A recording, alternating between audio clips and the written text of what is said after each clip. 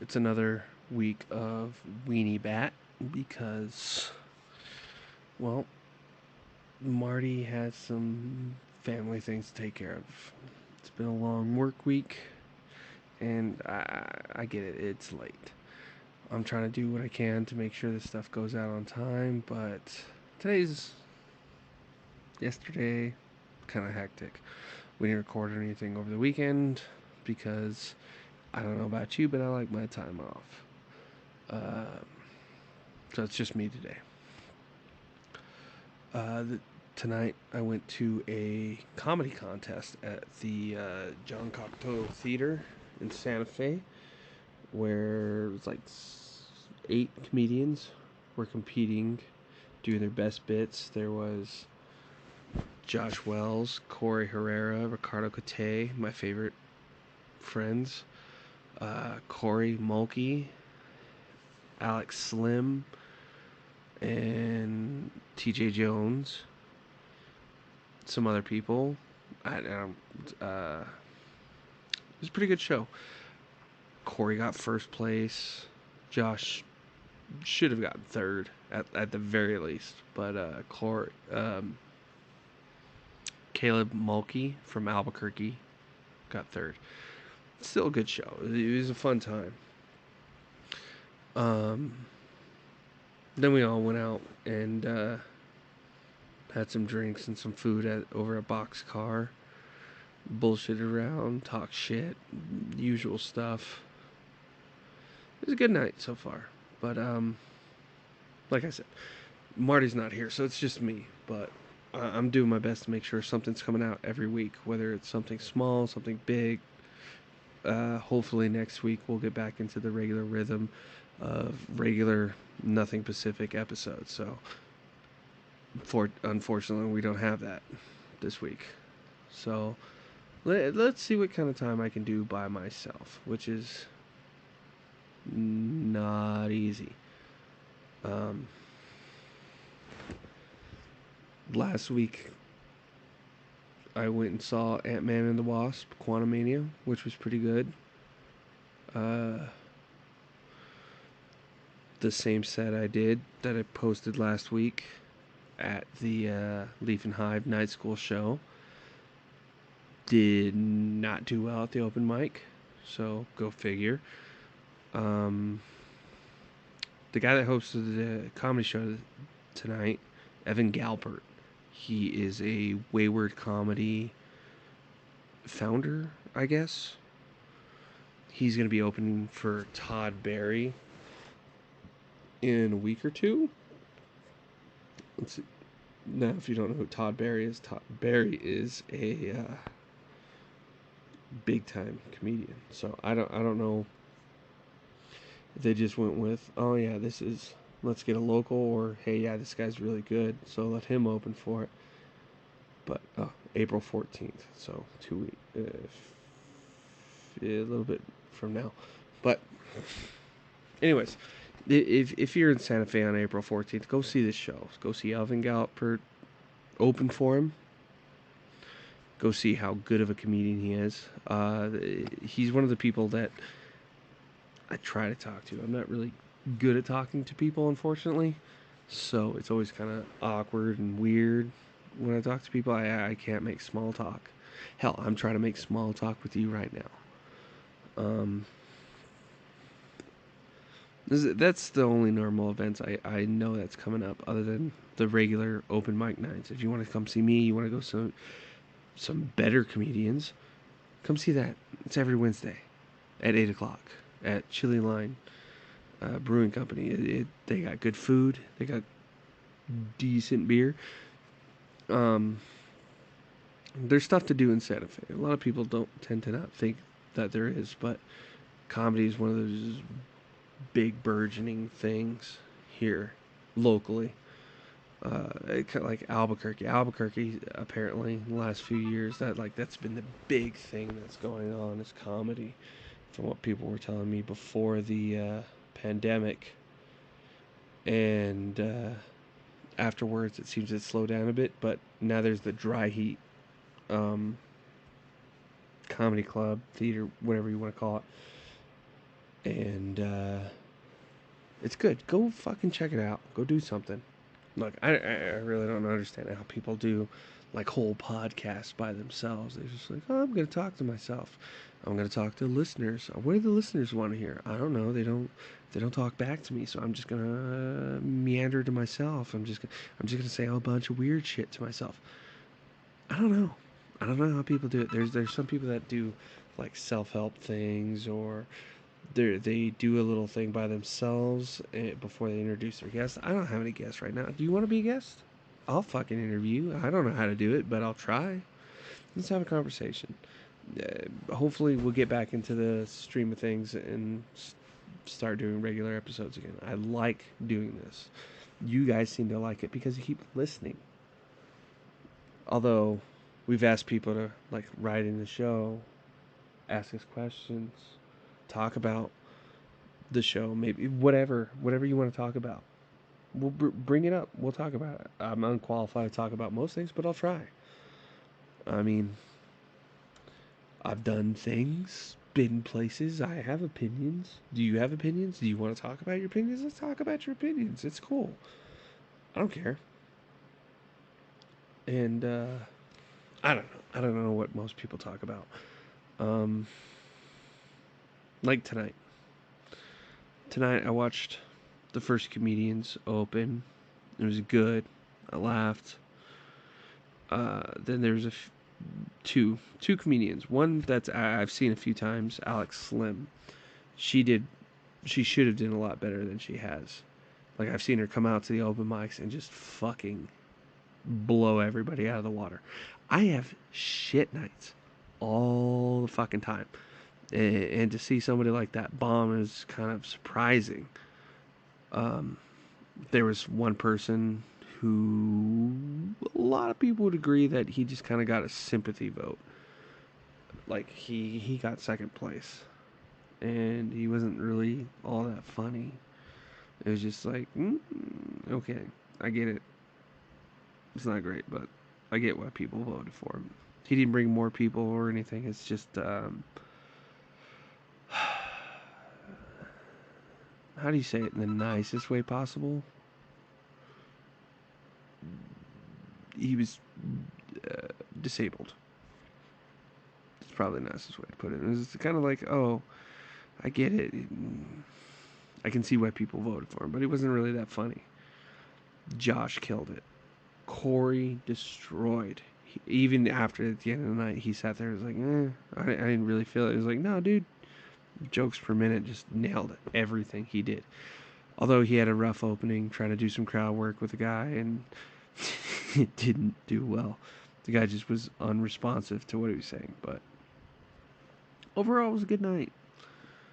I mean, you see people come out, they do their jokes, and some jokes aren't for everybody, some jokes are, and that's what I like about Josh Wells. Josh Wells will go out there, he does these real dark jokes, best way to put it, and I've seen him bomb on a regular open night and then open mic, and then I've seen him go out to these bigger shows and people respond and they laugh and it's great.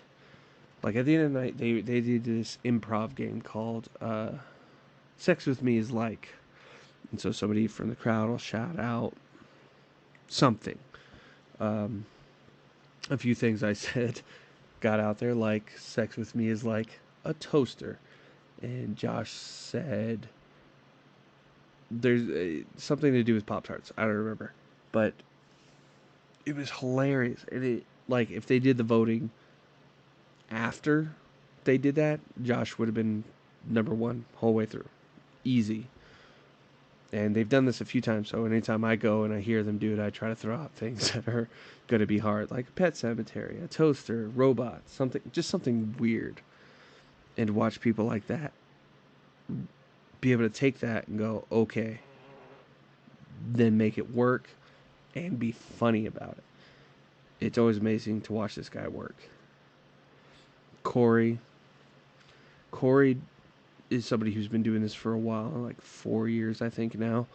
And he has jokes that are well rehearsed. They're solid jokes. And watching him work is another thing. These are the two guys I sit around with, I write and I talk and I bullshit with. And they've helped me come along. Like, when I did the Leaf and the Hive show last week before, whatever, people have come, oh yeah, you killed, you crushed, blah, blah, blah, blah, blah. Whatever dumb shit people say. Like, it did well. I didn't think it'd do that well. The jokes landed, but people are like, you did good, you did good. And I was like, cool.